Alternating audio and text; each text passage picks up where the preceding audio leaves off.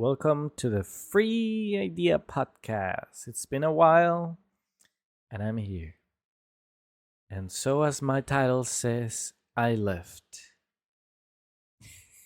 I literally took about a year. Let me actually see. How long did I take?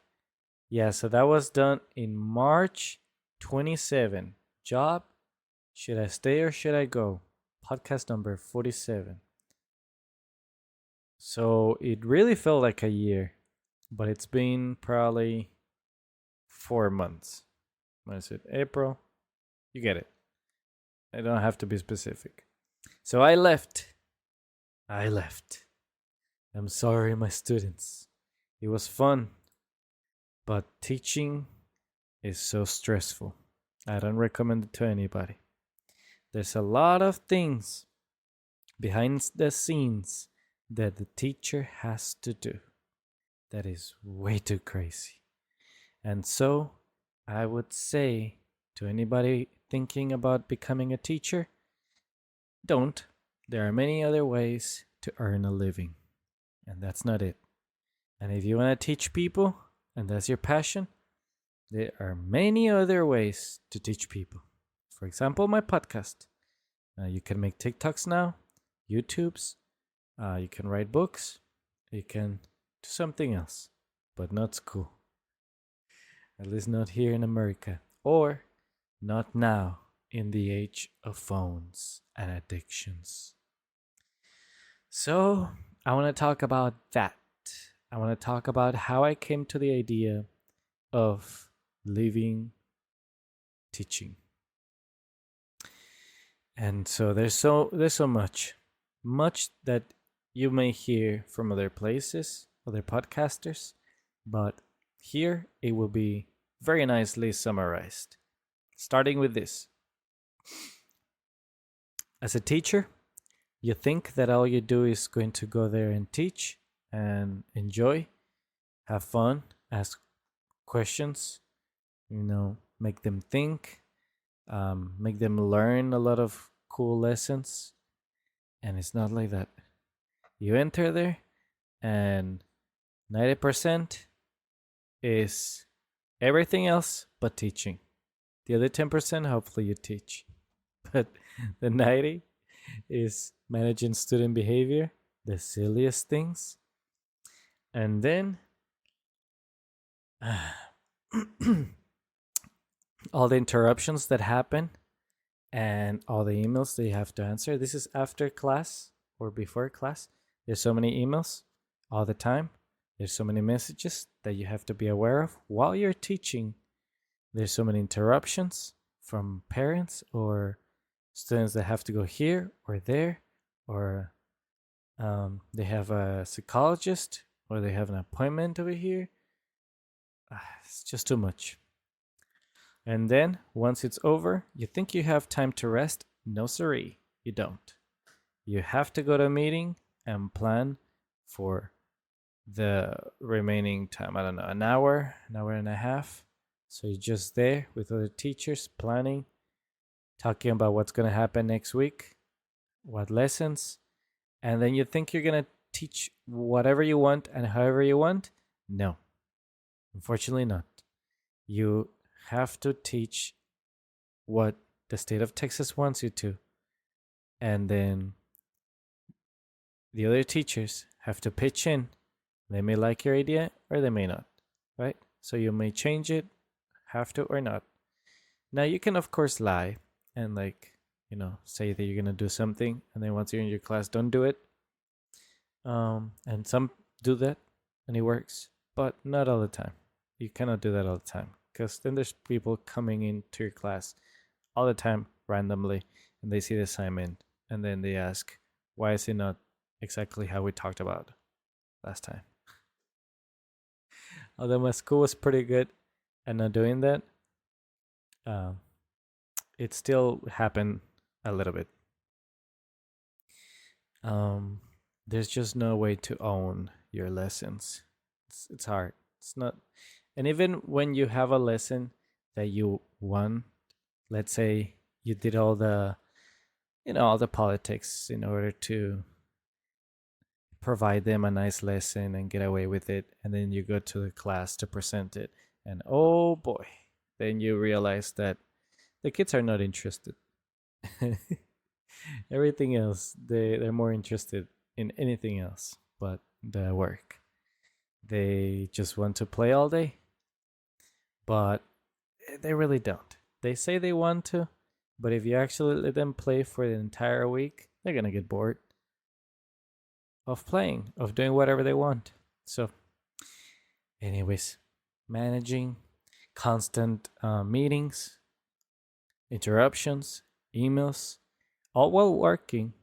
And then once you have a period that is free, like some time when you're like, finally, it's a Monday or it's a Friday or whatever the day it is designed for you not to have any meetings, you still get interrupted.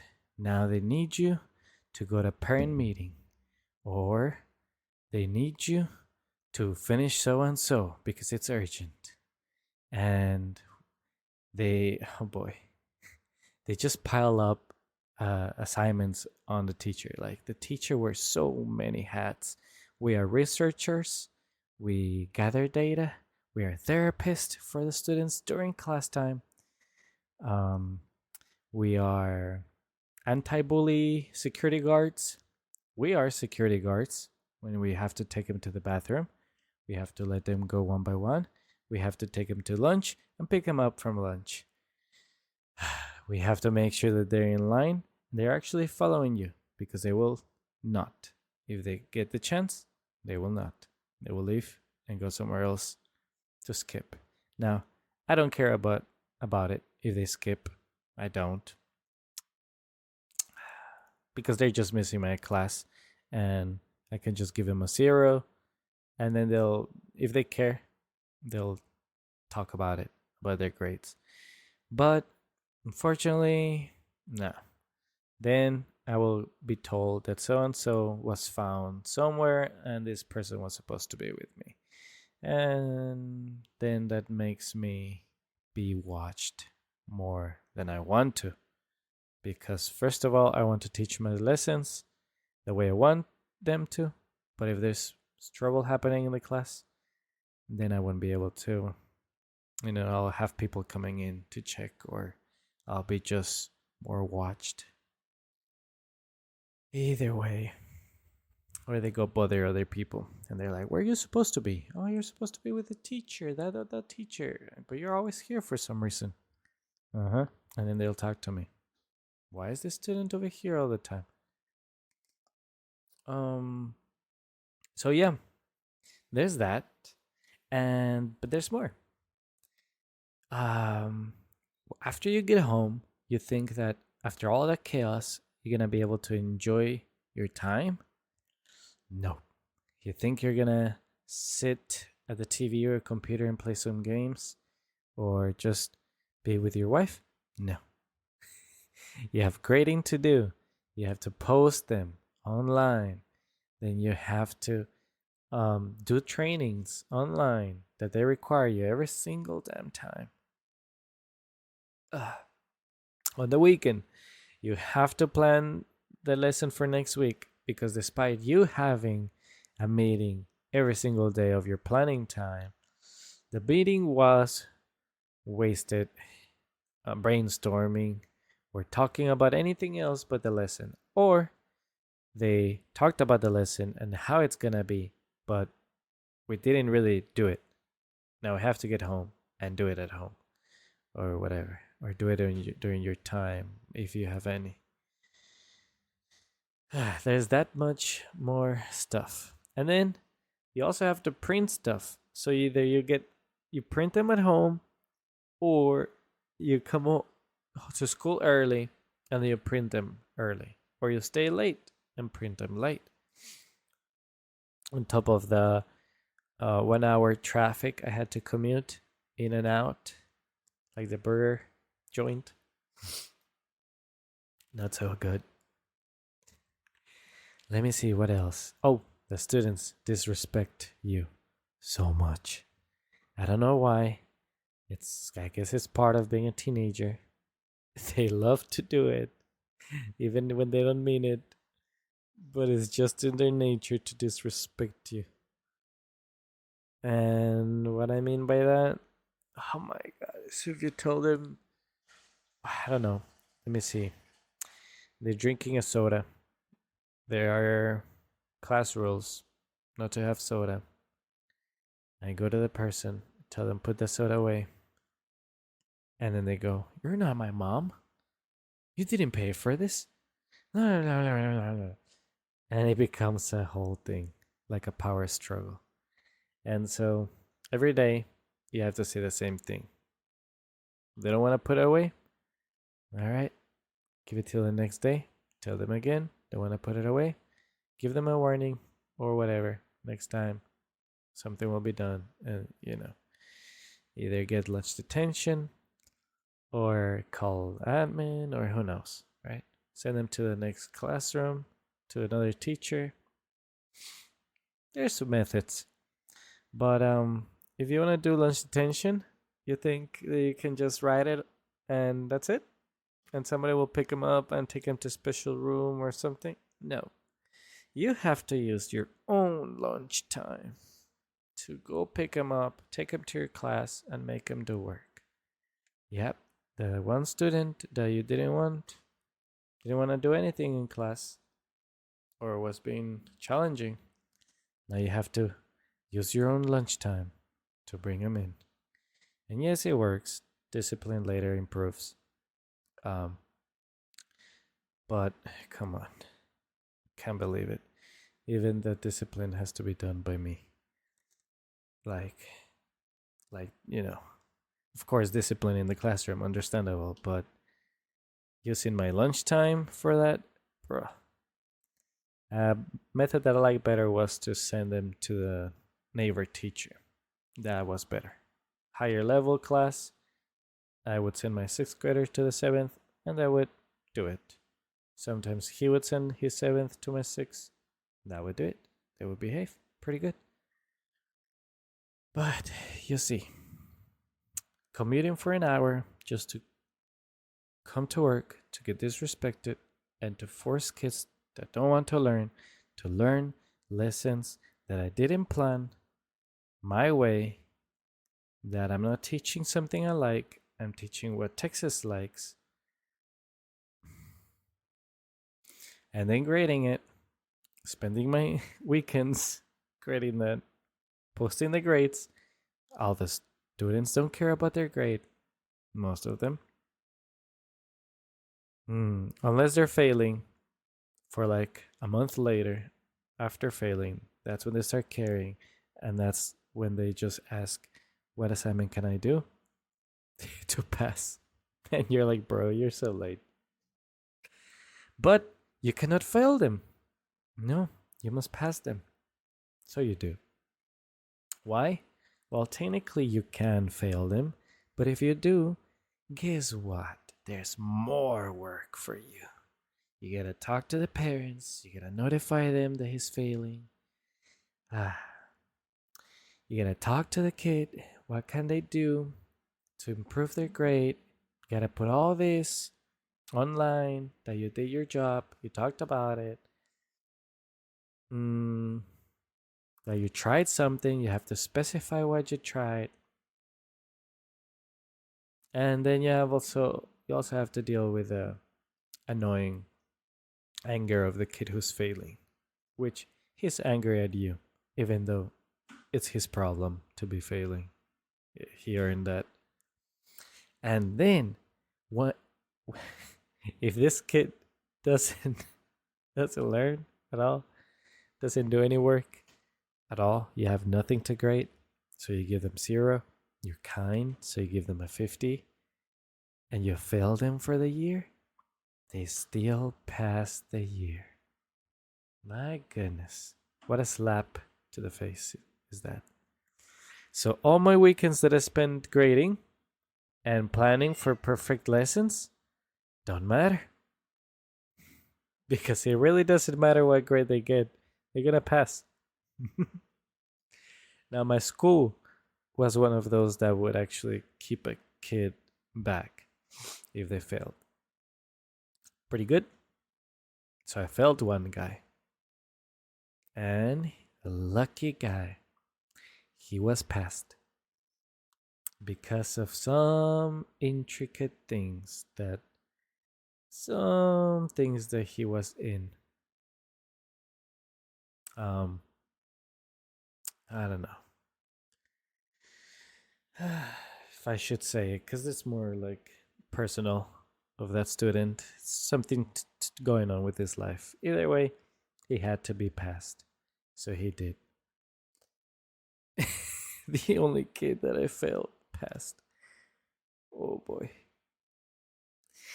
And then there's so much pressure on the teacher to make the student do good in their STAR test, which is the state exam. And all that. Oh, just the acid coming back up. And then you do all that. Where was I? Something about kids that fail pass anyways. Anyways. Changing my topic here. Now there's so many volunteer stuff that you can do. They will ask you to. I always said no. Some of them I said yes, but not really. I said no, and then I just showed up. That way, I never had a duty assigned to me. I was just there to chill, to see everybody else work. And then I will do a couple rounds, and I'm out. I always like doing that. But yeah, there's a lot of stuff to volunteer, a lot of online trainings. Oh, even better. When the students have a day off, you don't. Not as a teacher. No. What do? Do you plan for your next lessons? No. Do you grade? No. You attend to training. Training at the school, training at the whatever main office, or train at the school, online stuff. But no rest. No. The kids get the day off. You don't. I always hated that. And you may say, or you may think, I used to. I'm only doing this training because I'm new. It's my first year. Makes sense. No. Everybody would do it. I saw teachers that were 20 years and above of experience still doing those trainings, still required to do those trainings. My dude, how much more trained can a person be after 20 years? And they still require them to do it. I know some astronaut out there is just happy being like, yes, no amount of experience will get you out of training. We always are training. We're updating. We're the Navy SEALs. I don't know. Something like that. No, my dude, when it comes to a job like teaching, there is a point where you're trained enough. In fact, I would argue probably about 2-3 years in, you're done. You kind of know everything. You learn more by doing than by reading books on teaching or college classes, which I'm glad I never did. I literally just went in with experience from China, experience from Germany, and experience from there. And from many books that I did read about leadership. But education, I guess you can read some and you can get some tips. But what I'm trying to say is not gonna prepare you to the real life teaching.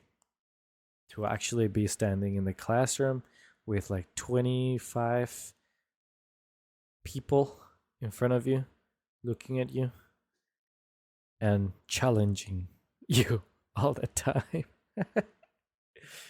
Trying not to do your work. And then you do that for 2 hours, and another group of 25 students come in. And they all have their personalities, And even the classroom as a whole has a personality.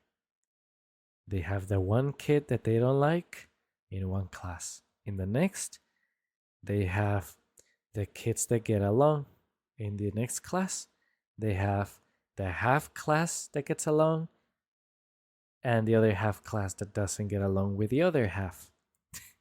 So you have like team 1 and team 2 who are constantly fighting at each other.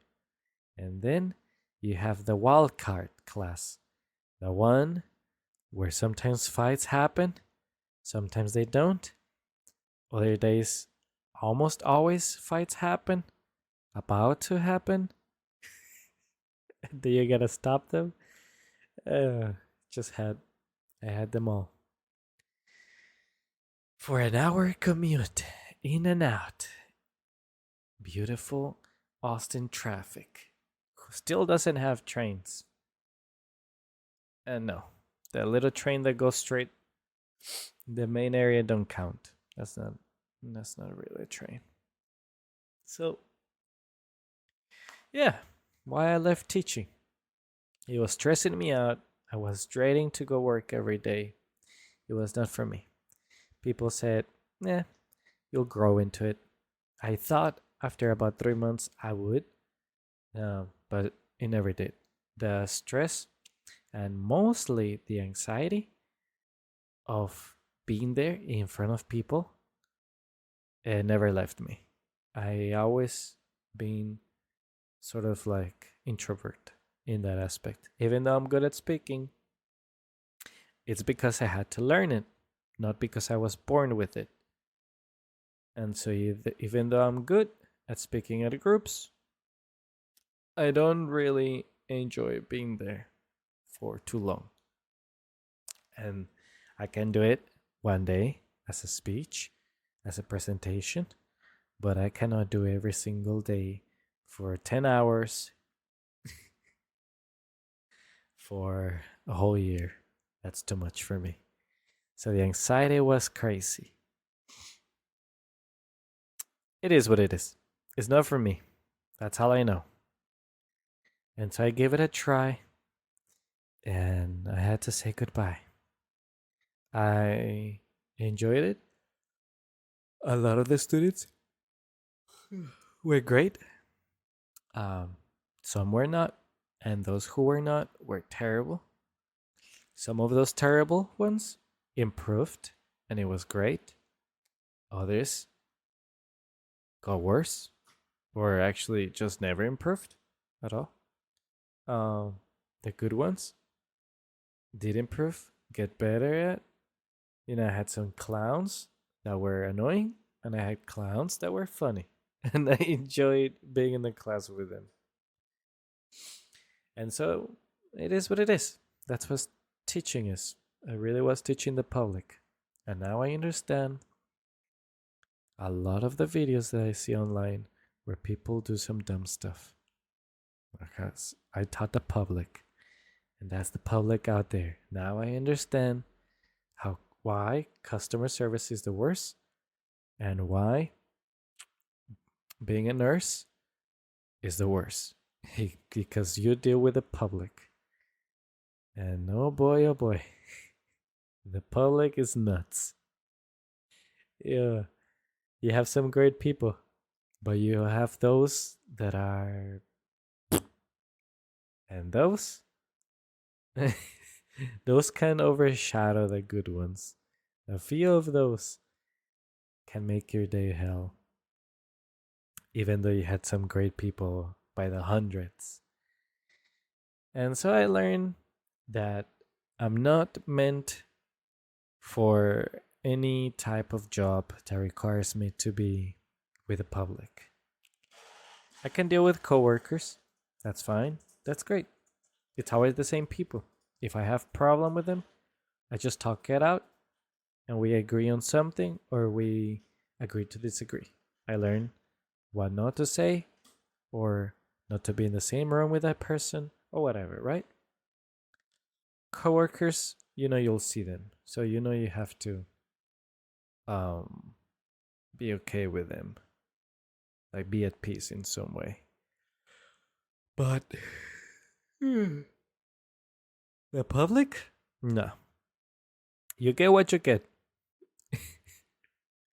And so you can have the best of the best 5 minutes in, and then the person goes away forever. You can have the worst 5 minutes in, and that person goes away forever. The problem is that the one who's worse, even though it was 5 minutes, it's going to take you the entire day thinking about that situation. What could you have done better? What could you have said to that person back? How could you have dealt with it or not dealt with it? So many things. But that's the public. I'm not into being around the public anymore. That's what I learned about me. I want a job where I have coworkers only, or none at all. Like working from home. Those type of jobs, or being in IT somewhere underground. Those jobs that don't require talking to people much. Overnight, graveyard shift, who knows? So I learned that. Very important for me. Another one is I'm a great person and I'm loved. I receive so many cards from my students, so many gifts. I really enjoy teaching them, and they really enjoyed being in class. I really tried my best to make class fun because I remember how school is a prison, and I don't want them to feel like that. And so I did my best.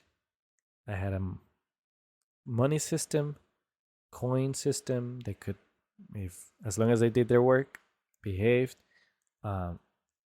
participated, won little games, they would get points. These points would get converted into coins, and these coins they could use to skip assignments for the day, to play on their computer, or to buy snacks.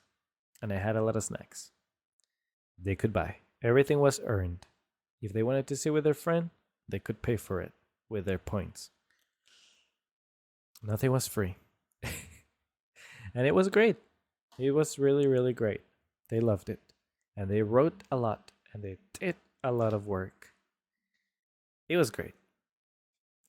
And, I played around with them, jokes, and show them cool videos and movies.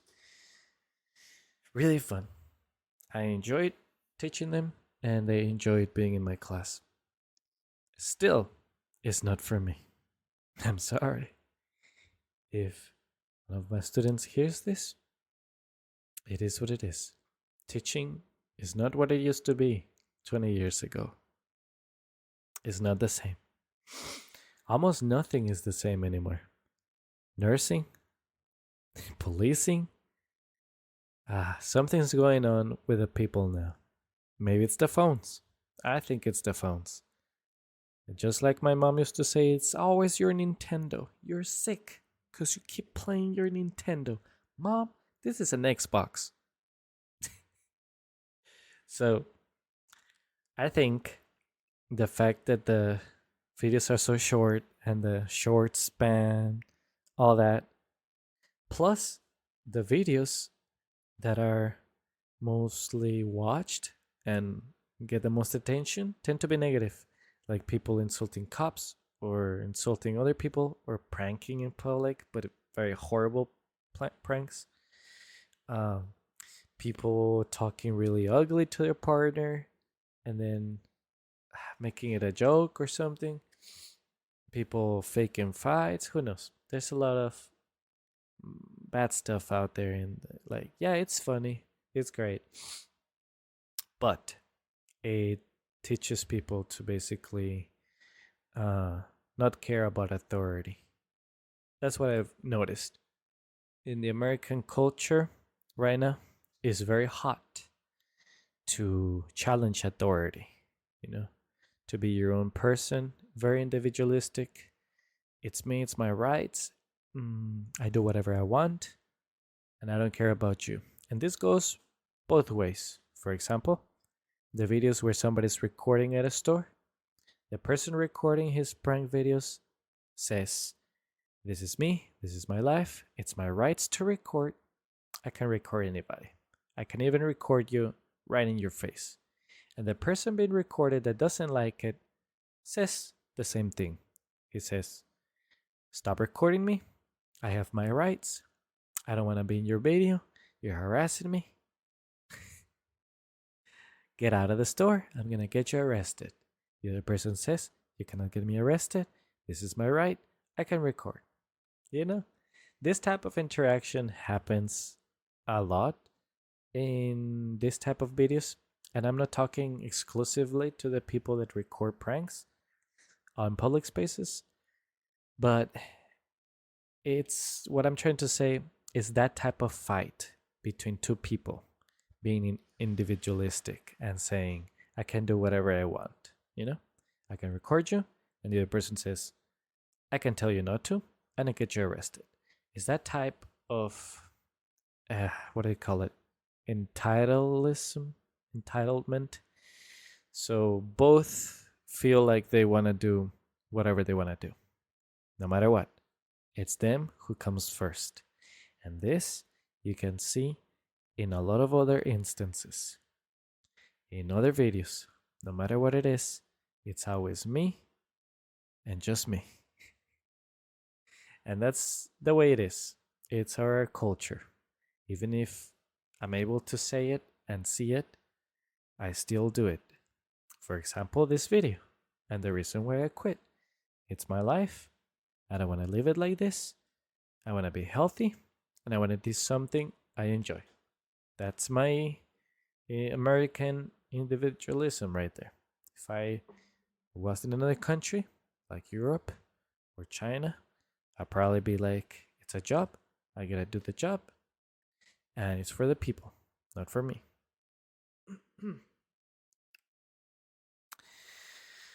But yeah, we are in a very individualistic society. It is what it is. So I left that job without a job in mind. I prepared financially. I can last many months with the money I saved. I started saving 6 months before the school year was over. I didn't spend as much as I could. Nothing. The cat is grabbing my clothes. Yeah, so I was ready. I was ready for this. And I soon will have an interview for a job. And if I don't get it, that's okay. I got other jobs in mind and then some connections that I could pull. And that's what it is like.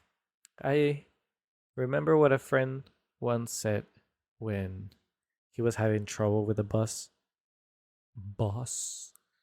And he was saying angrily, "I don't care about this place, this job. I'm an American.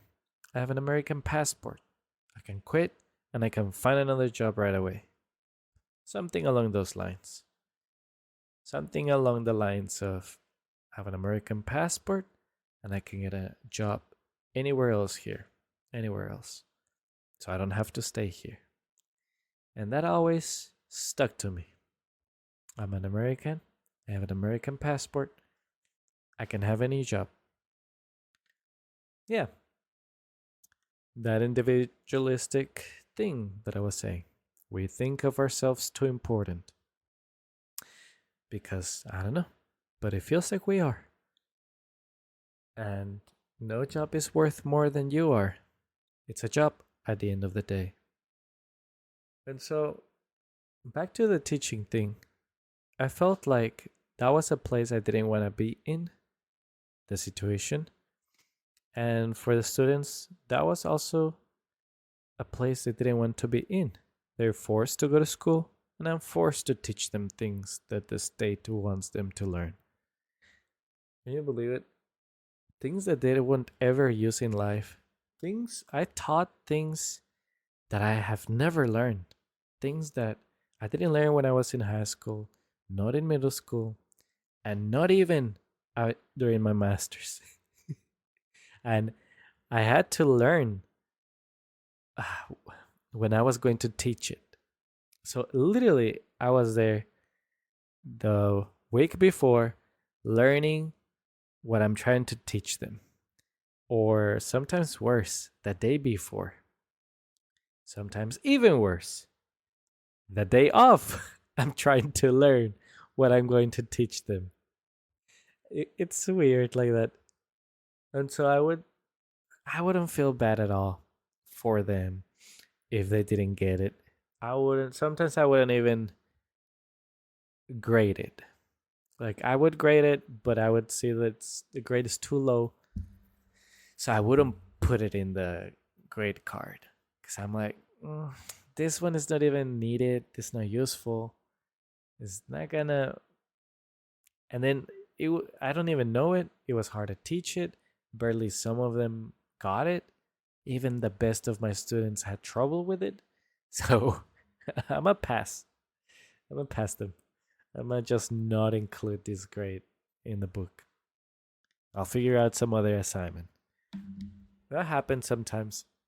Very normal. But, it kills the passion of teaching. Sometimes, I don't know. When I teach wherever I want, it is fun, but it happens very little. And I don't know. Some teachers have a way to get away with it. My respect to them. I remember this one teacher who was saying so and so assignment was very confusing. The students didn't get it. And the teacher said, "Oh, that?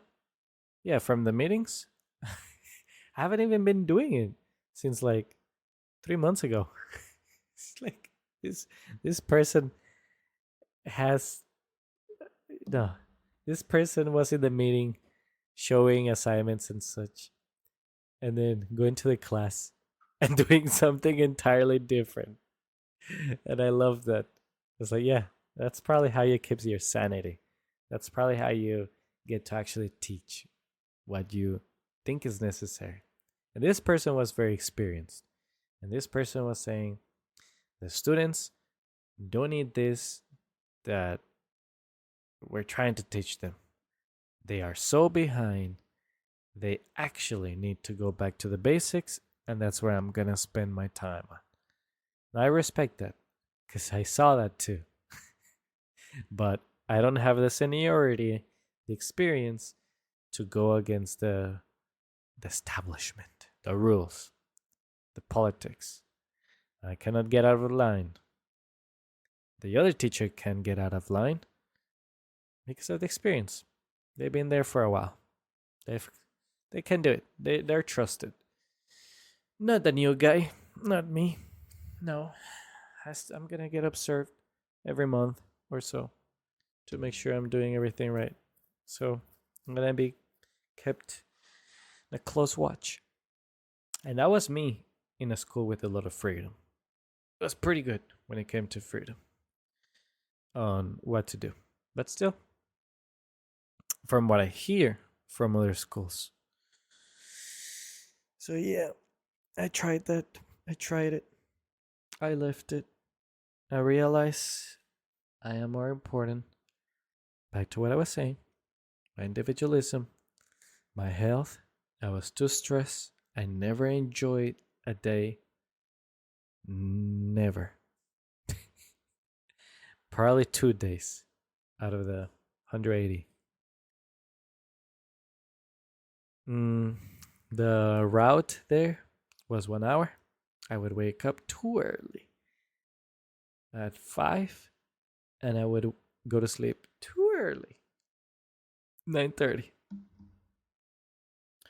And that's if I did in a perfect world. More often, I wouldn't. I would just go to bed at 12, which that didn't help. So not my thing. Thank you for the experience. It was great. I learned a lot, an incredible amount. I enjoyed it. The students enjoyed it. And I still talk to some of them, even after leaving. They still say that I was their coolest teacher. And that's always very nice to hear. But yeah, it came at a price. And the price is that I'm not coming back next year. It was good, but that's about it. And so it goes on. But before I leave, I do want to say something I learned, and that's a lot of how the government manipulates people. Or, yeah, manipulates is the word. To get an outcome by behaving a certain way or giving positive rewards and negative rewards. I learned a lot about that. A lot of controlling a group of people, a different one, every hour of the day teaches you a lot of psychology on society. And when I look at what politicians do and say, like they say one thing, they do another, I get it. I get it. I don't feel bad about it. The fact that they lie, I get it. I do. It's a sad truth, but if you were to tell a truth out there, you would get eaten alive. One small example is this. I'll give you an example. But there's much more. But this one is the best. I had a test after the START test. Imagine that.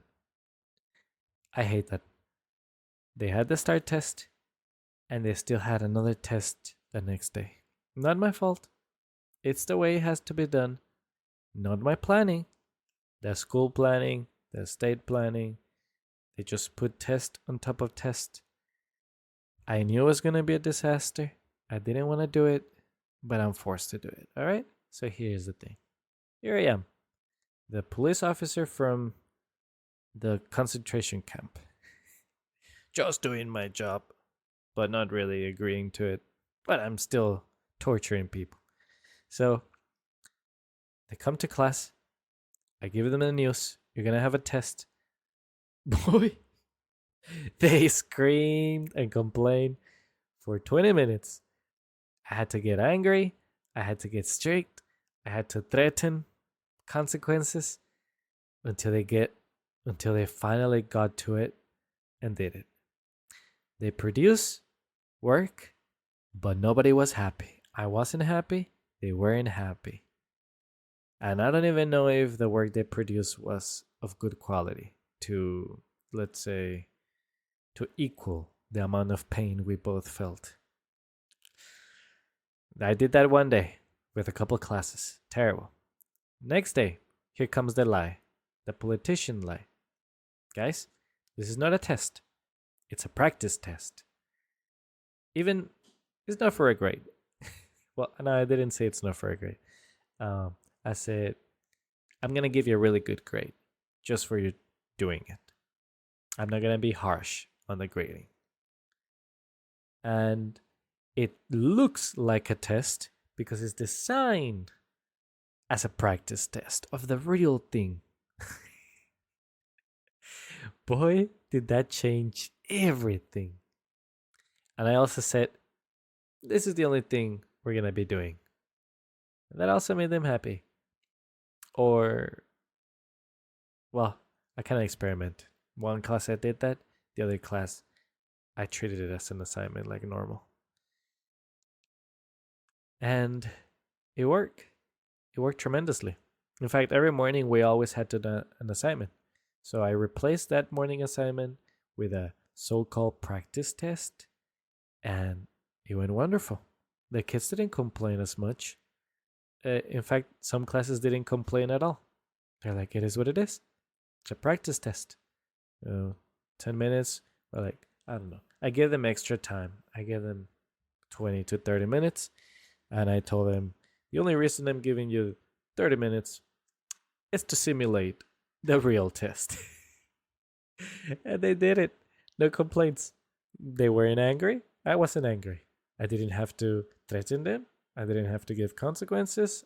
I didn't have to get angry. And at the end of the day and at the end of the class, we all left good. Not happy because, it's work, but not angry. And they did the same thing.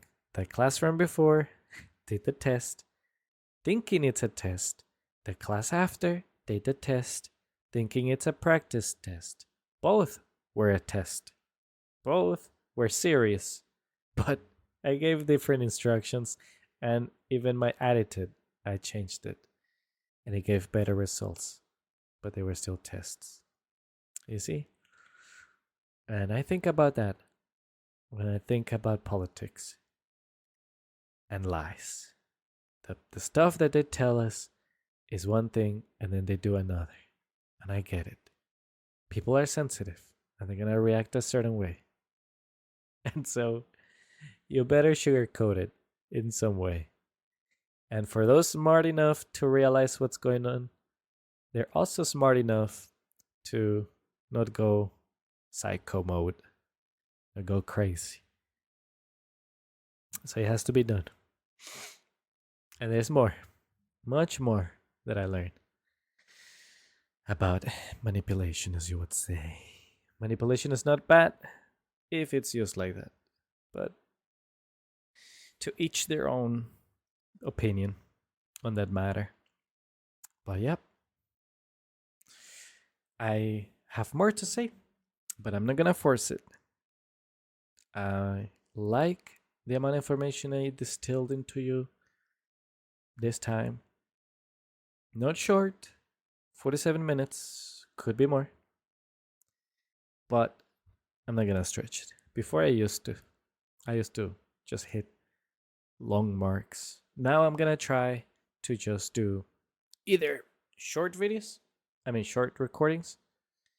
if I feel like it, or long ones, if I feel like it. I'm not gonna try to force it. I'm not gonna try to force short or long recordings. Just let it be naturally. And believe me, there's more that I want to talk about. But right now it's not coming to my head. Not easy. So I'll leave it at that. Thank you for listening to me. I hope you have a wonderful day. I got a new computer, so maybe this recording sounds a little different. The settings for the sound, I'm still getting them right. Thank you so much, and have a wonderful day. Hopefully you learned something, some free idea in this podcast. Thank you.